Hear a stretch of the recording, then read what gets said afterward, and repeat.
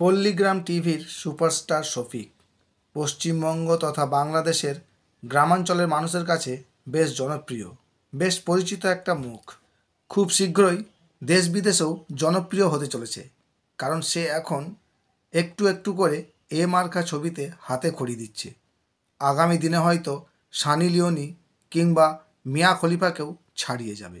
কিছুদিন আগেই একটি মেয়ের সাথে এই শফিকের অন্তরঙ্গ ভিডিও ভাইরাল হয়েছিল।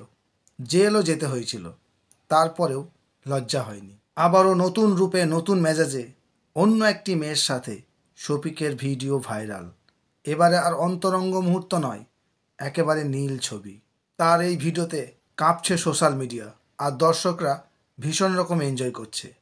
আর এভাবেই শফিক পল্লী বয় থেকে একেবারে হয়ে উঠেছে প্লে বয়। কিন্তু এতে শফিকের কোনো দোষ আমি দেখতে পাচ্ছি না।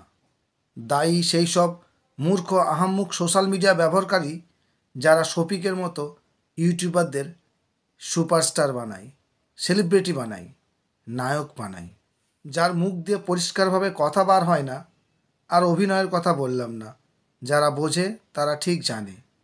এরাই যেন কিছু মানুষের কাছে আদর্শ।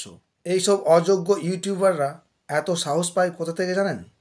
আমার আপনার মতো মানুষদের অনুপ্রেরণায়।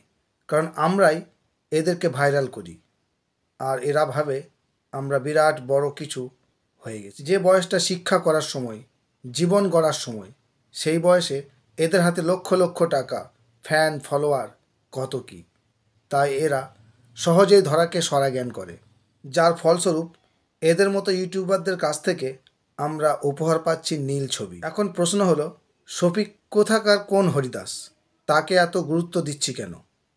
কারণ আছে, বলবো পরবর্তী পর্বে। অপেক্ষা করুন। ধন্যবাদ।